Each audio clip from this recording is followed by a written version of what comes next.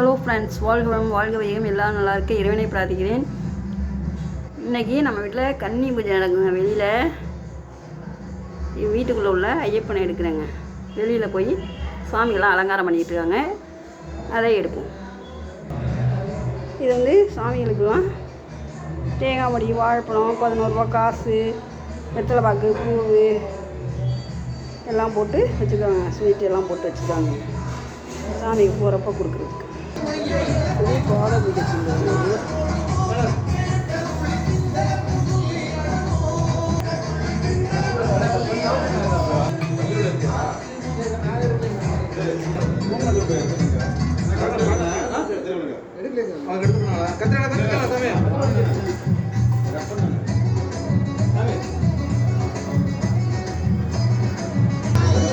ஐயப்பனையும் படியையும் அலங்காரம் பண்ணிட்டு இருக்காங்க.